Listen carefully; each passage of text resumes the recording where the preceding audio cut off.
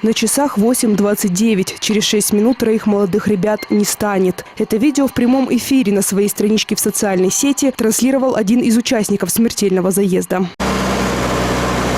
ДТП случилось на проспекте Чингиза Айтматова, недалеко от ВДНХ. Автомобиль Subaru Impreza, как рассказывают очевидцы, летел со скоростью 200 км в час. Машина врезалась в дерево, от удара ее разорвало пополам. Обломки машины спасатели собирали в радиусе 50 метров. Примерно 20-35 часов водитель автомашины Subaru Impreza, направляясь по улице Чингиза Айтматова в южном направлении, не справился с рулевым управлением и врезался в дерево на препятствие.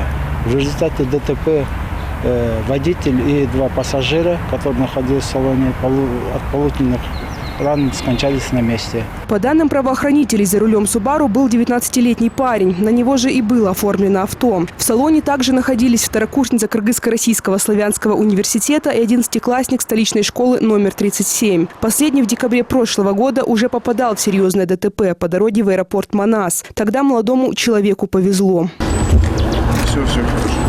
Сегодня друзья водителя собрались на месте аварии, чтобы почтить память погибших. Они рассказали, что машина была куплена утром того же дня, а вечером ребята решили устроить тест-драйв, узнать, на что способно новое авто. Собирались, да, вчера встретиться с ним? Ну, мы и встретились. Потом он сам поехал. Всем позвонил, мы должны были встретиться. Но вот 8:30 уже его не стало, мы не знаем дальше. Мы потом только приехали в 10.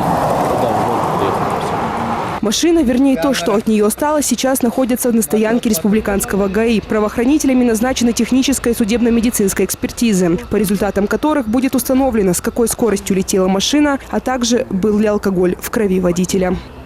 Екатерина Ступкина, Рахат Джаныбекова, Асхат Ибраимов, НТС.